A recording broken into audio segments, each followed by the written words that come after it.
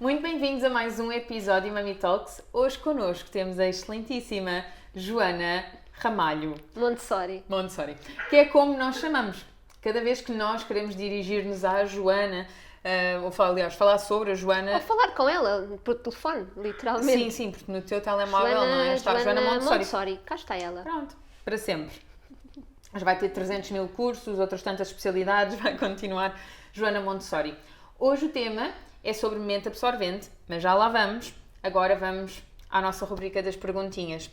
Coisas importantes, nós, para facilitar esta logística, já perguntámos à Joana qual é que era o número de carta que queria e ela disse explicitamente que era o número 11 a contar de cima. Ora, portanto, cá vamos. Joana, bem-vinda. Olá, obrigada pelo convite. Estás de volta ao lugar mais incrível que já visitaste. Descreve.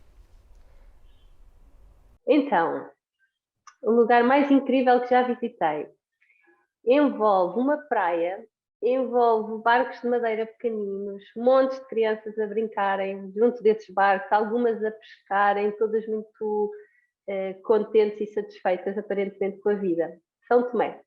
São Tomé. Ok. Que bom. Vá, é para agendar férias, não é? Vamos lá, sim. Muito bem. Marcamos, vamos falar com os nossos maridos e decidir, informá-los. Já decidimos. Já está marcado. Há de ser. O que é o melhor que alguma vez te poderia acontecer? Ok, primeiro, ir a São Tomé, por acaso. Boa. Segundo, várias coisas, não é? Não é só assim. Tenho várias melhores, por acaso, muito boas. Uma importante para mim, que era estar assim num auditório com muitas pessoas, milhares de pessoas, 5.000 pessoas. Sim, ok. A falar sobre pré-conceição consciente. E não era por causa de ser eu a falar, podia ser outra pessoa qualquer, não é por isso, mas 5.000 pessoas a ouvir falar de pré-conceição consciente. Mas e é a possível. querer fazer. Mas é possível. Ia seres tu a palestrar. Feito. Já co-criei. Exato, está registado. Já co-criei no universo, está feito. Plim! Eu também tinha dito que ias ter o teu curso de pré-conceição. Está no mundo já. Bom, a minha é um bocadinho menos poética que a vossa e pede-me para descrever a minha forma preferida de dormir, onde e sozinha ou acompanhada. Ora, acompanhada, pode ser em minha casa, está ok. Em que divisão da tua casa? Na minha cama, estou confortável a ser na minha cama. E o meu dia-a-dia, então, eu durmo de barriga para baixo, com uma mão debaixo da almofada, mas às vezes as duas. Uma perna está esticada, que normalmente é a esquerda, e a direita fica assim, tipo rã. Ultimamente, que tem estado assim um bocadinho mais frio à noite, e se, lá está, a nível de lençóis, for preciso mais um edredom e etc, e a pessoa não está disponível para ir buscar. Ora, o João Pedro é quentinho, por isso eu entro em modo lapa e fico exatamente na mesma posição, mas em cima das costas dele. Ou seja, ele está também de barriga para baixo e eu estou em cima das costas dele. Mas isso é uma sintonia perfeita, porque olha, se ele não tivesse barriga para baixo, já não dava. Não, quer eu fazia igual, dava. Não, de lado, não dava. Não, de lado não dava, mas se fosse barriga para cima... Vocês estão muito sintonizados como casal, até aqui. E depois ainda damos as mãos, e não sei, somos muito nhonhocas. Se quiserem webinars sobre como posições para dormir à noite. Olha, bem, eu vou ilustrar isto. Agora já sabem qual é da Filipa, mas eu depois ponho várias para vocês tentarem adivinhar a minha. E a tua, Joana? Parecida à tua, Filipa. Como assim? Barriga para baixo, uma perna dobrada, outra esticada, os braços assim, ou então, eu já encontrei aqui um caminho na barriga. Há um braço ficado aqui na zona da anca. E também fica lá. As mãos ficam assim. Estou confortável. Estupefacta. Confortável. Ora, portanto, mente absorvente. Já começámos, como é óbvio. Olha, primeiro, a Joana esteve connosco na primeira, segunda temporada, gravidíssima do Henrique, e agora volta já grávida. Olha! Ai. Já com 2 anos de segundo filho e com um filho mais velho de 4 anos, que já deu para explorar bastante mente absorvente e continua, não é? A desbravar caminho. E nós trouxemos este tema porque, como mães, eu estava a falar com a Filipa já há umas semanas, E estávamos a partilhar alguns desafios e mesmo algumas dúvidas que tínhamos em relação à aprendizagem dos nossos filhos, que ambientes é que podíamos levar, sugerir, o que é que era mais correto, menos correto, enfim, pronto. Conversas de mães, de crianças de 2, 3 anos. E lembrámos, obviamente, de ti para trazer este tema, assim, um conteúdo mais certinho e não divagado como o nosso. Então queria perguntar-te, voltar a agradecer-te estares presente, ainda para mais com estes Saturnos e Vênus aqui a complicar-nos o sistema de gravarmos um episódio de forma fluida, mas já cá estamos. Então, perguntar-te, mente absorvente, o que é e como é que nós podemos, o que é, se conseguires assim definir, e como é que nós podemos trazer isto para a aprendizagem dos nossos filhos, como pais, como cuidadores, como também adultos que deixam que seja a criança a guiar. Então, tentar resumir, mente absorvente é uma característica da mente da criança, dos 0 aos 6 anos. O que é que isto quer dizer? A criança dos 0 aos 6 anos tem um cérebro que funciona como uma esponja e absorve tudo o que são impressões do mundo que o rodeia. Até aos 3 anos absorve de forma inconsciente, portanto, tudo aquilo que existe ele absorve sem filtro. A partir dos 3 anos ele absorve também, mas já começa a categorizar a informação. É assim, de uma forma muito resumida, o que é a mente absorvente. E se pensarmos nisso, depois também fica claro a importância que tem o ambiente que rodeia a criança, a nossa atuação junto da criança, porque a primeira função da criança no mundo é uma função adaptativa. Ela nasce para se adaptar ao mundo onde está inserida. E depois somos nós que escolhemos que mundo é que queremos oferecer à criança, porque ela vai adaptar-se àquilo que nós lhe oferecemos. Ou seja, se lhe entregarmos um mundo com atenção, com gentileza, com respeito, ela vai aprender a funcionar nesse mundo. Se, por outro lado, lhe entregarmos negligência, violência, abusos, ela também se vai adaptar a esse mundo. E ambos vão deixar marcas. Agora, nós escolhemos, enquanto adultos, enquanto pais daquela criança, que marcas é que queremos que se formem naquela criança. Depende de nós aquilo que lhe oferecemos. Nós temos uma grande importância aqui. E se pensarmos bem, um mundo interessante para a criança, ou uma criança pequena, é muito diferente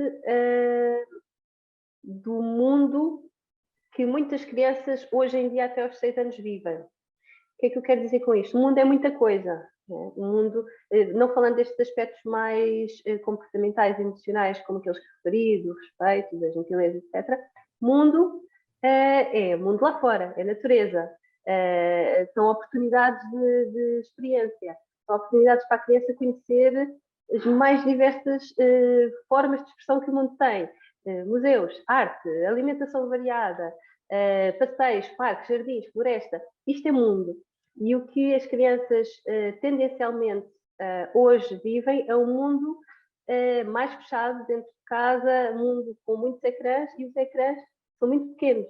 O mundo é muito grande. Podemos partir daqui para perceber a dimensão da importância daquilo que nós oferecemos aos nossos filhos, que efetivamente absorvem tudo aquilo que nós lhes transmitimos e que o ambiente à volta deles lhes transmite.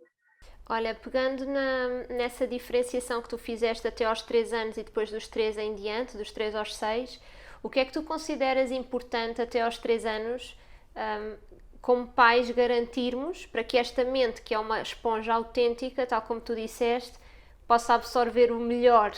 Até aos 3 anos, talvez a necessidade mais fundamental, além desta necessidade de adaptação, é o movimento. Então, e toda esta competência sensorial, não é? A criança precisa de se movimentar no ambiente e precisa de ter corpo e mente no mesmo lugar. Ou seja, se a criança demonstra necessidade de fazer algo, e essa necessidade é muito clara. Portanto, quando uma criança até aos 3 anos quer fazer alguma coisa, ela quer fazer essa coisa. Ela não está a querer outra coisa qualquer. É aquela que ela quer. A mente dela quer aquilo. a ação dela, as mãos dela têm que fazer aquilo que a mente dela quer. A vontade e a ação têm que estar no mesmo sítio. Se esta vontade e se esta ação se começam a afastar uma da outra, começamos a ter uma criança desconectada das próprias necessidades. Então, se a criança precisa de se movimentar, aquilo que nós precisamos é de lhe dar espaço, é de lhe dar liberdade de movimento. Talvez seja a necessidade mais premente dos primeiros 3 anos. É claro que um bebê mais pequeno, muito, muito pequeno, precisa de movimento, mas precisa de colo, não é? Mas rapidamente, principalmente chegando assim aos 6 meses, por aí, ele vai demonstrar que quer mais, ele precisa de mais. E se lhe dermos espaço, já lhe estamos a dar muito daquilo que ele precisa depois. Quando começa a andar e começa a movimentar-se pela casa, provavelmente vai querer fazer exatamente as coisas que nós fazemos, mexer nos sítios que nós mexemos.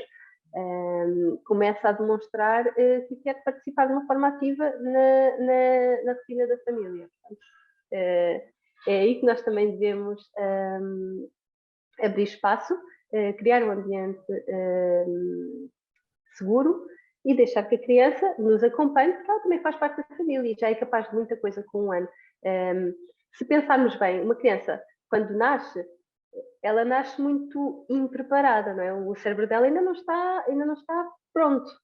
E se pensarmos numa criança de 6 anos, ela já é capaz de ser uma criança que entra numa escola, que aprende a ler, que aprende a escrever, que aprende matemática. Portanto, em 6 anos, graças a esta mente absorvente e uma série de períodos sensíveis que acontecem aí pelo meio, ela passa de impreparada para super pronta em tão pouco tempo. Isto é incrível e precisa destas oportunidades.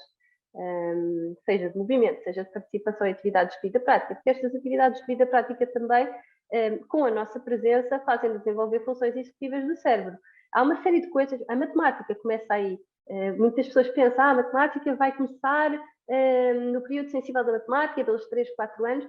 Não começa aí. Nós podemos começar a oferecer materiais muito próprios por volta dessa idade, mas a matemática começa na vida prática, começa nas percepções do ambiente muito iniciais, começa no cortar uma cebola e perceber que há 2 metades quando ele corta uma cebola, começa com a força, com a densidade, com esse tipo de experiências e de noções que só acontecem quando a criança mexe nas coisas e participa nas coisas. Isso é tão interessante o que tu estás a dizer, porque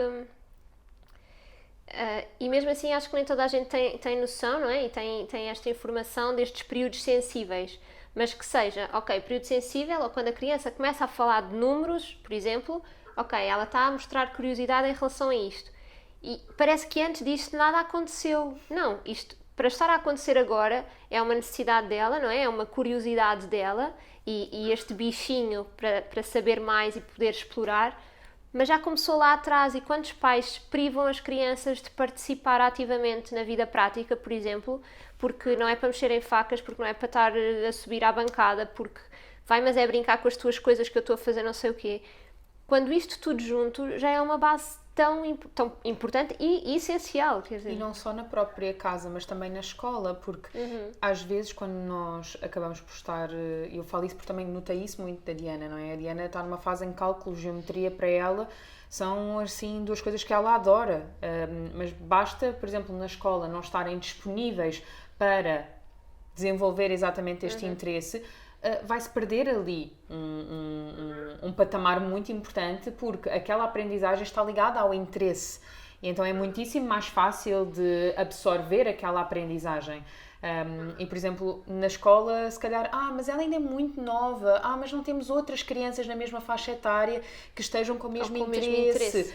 Então é muito difícil que, mas se ela quiser, ela tem os triângulos ali. Não é bem, os triângulos estão ali, até porque não é só os triângulos estão ali, não é? Nós podemos desenhar os números, podemos estar, lá está, estamos a contar, estamos a brincar às cozinhas e estamos a contar o número de colheres de terra que estamos a colocar. Existem tantas outras hipóteses. Então, os cuidadores, todos, não só os pais, portanto, não só o ambiente de casa, têm mesmo que estar despertos para cada curiosidade e cada etapa de cada criança. Tudo isso muda. Acontece que muitas crianças chegam a esta fase dos períodos sensíveis, já estão desconectadas delas próprias, justamente por terem chegado ali com essa tal separação entre vontade e ação toda a vida. Elas queriam uma coisa, não foi feita essa coisa, elas queriam outra coisa, não foi feita essa coisa, ou porque é perigoso, ou porque normalmente, quando há confronto com o conforto dos pais, a criança fica a perder. Portanto, se não for confortável para os pais e não for conveniente, é colocado em causa o desenvolvimento da criança. Normalmente. Talvez cada vez menos, mas ainda temos um longo caminho pela frente.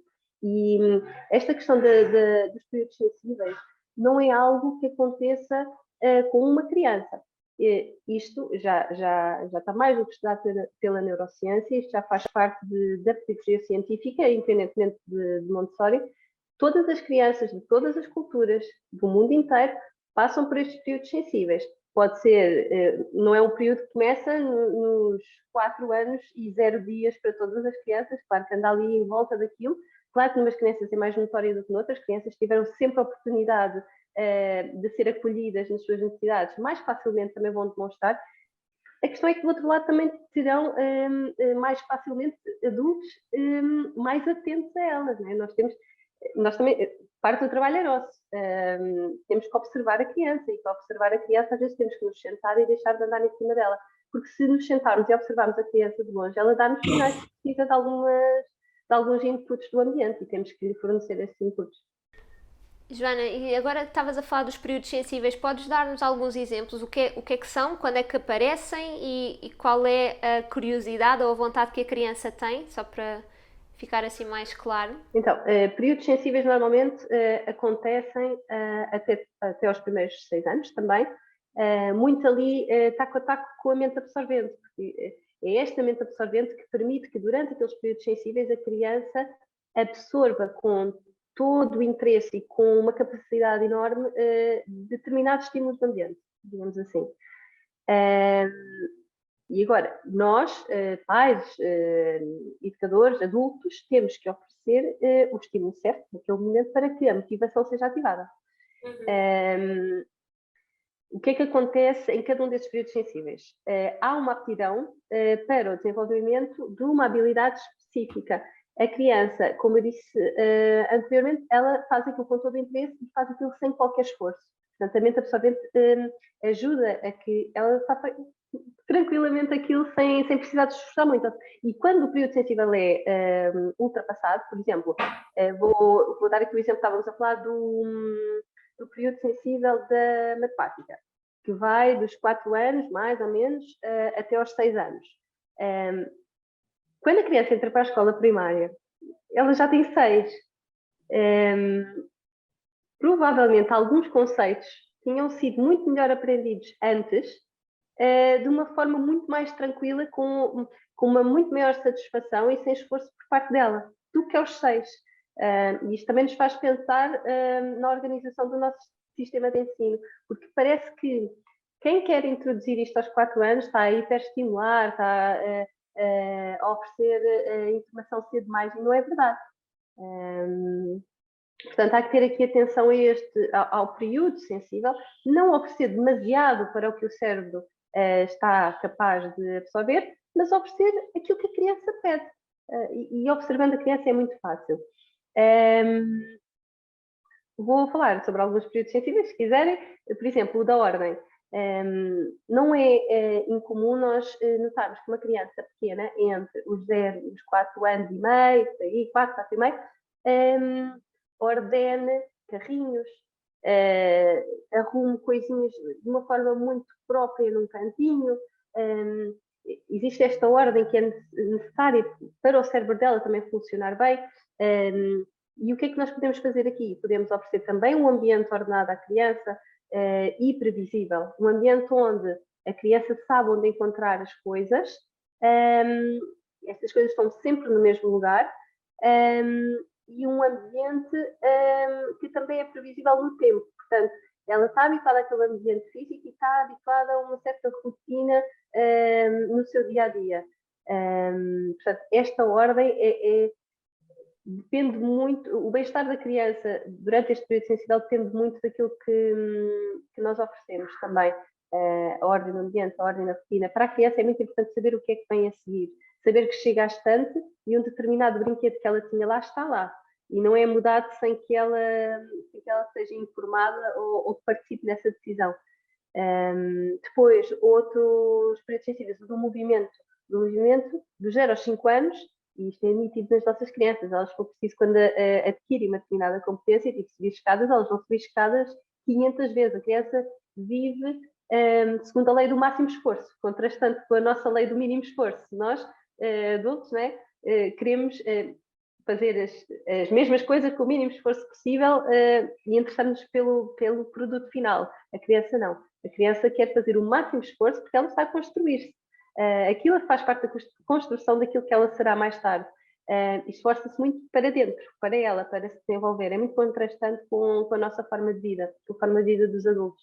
E então, no movimento, isso é claríssimo. Até aos 5 anos, a criança tem um período sensível de um movimento muito, muito premente e se tiver alguma liberdade, nós percebemos isso. Ela vai se desafiando cada vez mais.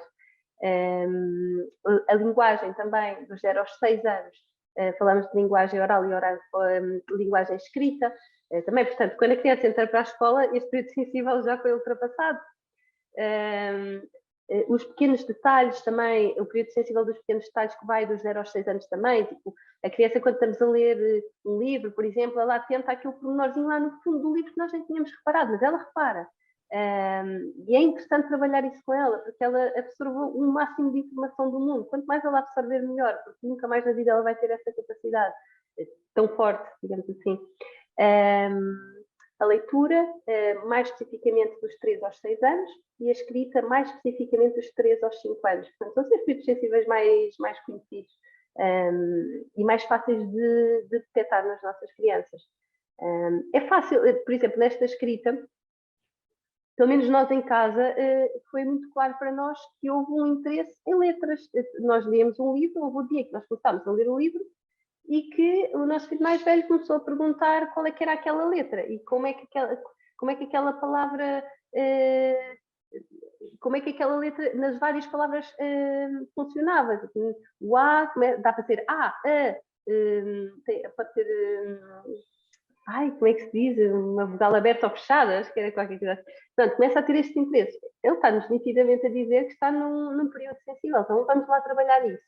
Depois, claro, há alguns materiais específicos desses períodos que nós podemos oferecer. No método Montessori eles foram desenhados justamente para isso. E depois é verificar em loco que a criança os usa. E isso é mesmo fascinante. Ela usa por ela própria, se nós temos que pedir. Nós pomos e ela vai lá usar. É claro que apresentamos, mas o interesse vai partir dela. Ai, eu ficava a ouvi-la. Eu fico tipo assim, e mais. Eu tenho a sorte, e tu sabes, Joana, de poder, todos os fins de semana praticamente ouvir e ver, não é? E a minha mente absorvente de poder estar no vosso ambiente e aprendo mesmo muito contigo e convosco como família.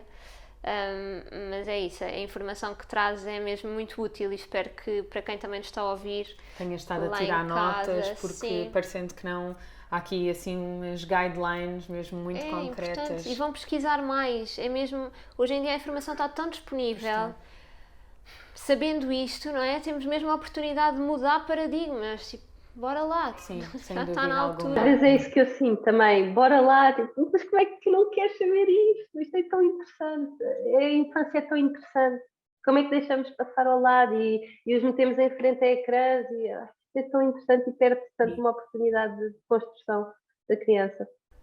No outro dia um paciente em consultório estava muito triste porque o filho dele faz anos em janeiro. E fazendo anos em janeiro, já tem que entrar aos 6 anos e meio para a escola. Não pode entrar aos 5 e meio.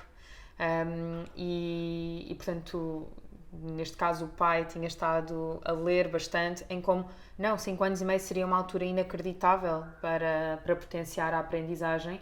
E tentou falar com alguns órgãos da escola para onde o filho efetivamente vai, porque é próximo da residência, e ninguém estava minimamente preocupado ou tão pouco flexível para essa adaptação, porque é simplesmente uma regra e ponto final. E eu não sei se isto de facto é transversal, portanto não estou a falar com conhecimento, mas não sei se isto é assim transversal ou se efetivamente é uma coisa que nós podemos apelar e dar, por exemplo, um consentimento livre e informado em como, sim, eu sei, eu responsabilizo-me por não sei do quê, ou simplesmente lá está, é um critério e ponto final, ou se depende da escola, por exemplo. Ainda há muito caminho a fazer no sistema educacional. Sim, mas trabalhamos lá para isso. Depois também é preciso ver de que forma é que essa informação e esse conhecimento iria ser passado à criança, não é? Porque ela até pode entrar mais cedo, mas depois vai estar sentada numa mesa, numa relação do professor de visita e a criança está deste lado de uma forma passiva. É preciso ter muita coisa em conta, não é? Exato. Há todo um jogo que temos que fazer e temos que começar a exigir mais no ensino, diria eu também. Sim, Começa nas nossas casas, não é? Começa nas nossas casas. Começa em casa, exatamente. E também e termina, ou seja, começa e termina. Depois, aquilo que eles não recebem na escola, cabe-nos a nós também compensar de alguma maneira, porque eles também absorvem muito em casa desse conhecimento que nós atribuímos, cuja responsabilidade nós atribuímos apenas à escola. Também pode acabar em nós. Tão bom, tão bom. Obrigada. Obrigada, Joana, mesmo. Já passou? É sempre um gosto. Voa o episódio. Não é possível. Quando nós gostamos mesmo muito de conversar sobre algo ou de ouvir sobre o algo, tema isto é mesmo interessante, não é? é, sem Eu dúvida adoro. alguma. Muito Bom. obrigada, Joana. Foi um gosto receber. Obrigada eu. É um gosto estar aqui convosco. Qualquer dúvida, reencaminhem para a Joana, que ela Sim. tem só 500 mensagens por ler no Instagram. Mas pronto, pode ter mais umas ou outras, não é? Mais Se 100, não, menos 100. enviem-nos a nós e nós pedimos assim um por favor especial. Joana, podes responder a esta, vá lá. Boa. E partilhem também as vossas dúvidas e angústias e estamos juntos, percebem? Efetivamente, Estamos mesmo. estamos mesmo. Partilhem, Beijinhos. gostam, subscrevam. E digam-nos qual é a vossa posição de dormir. Tchau!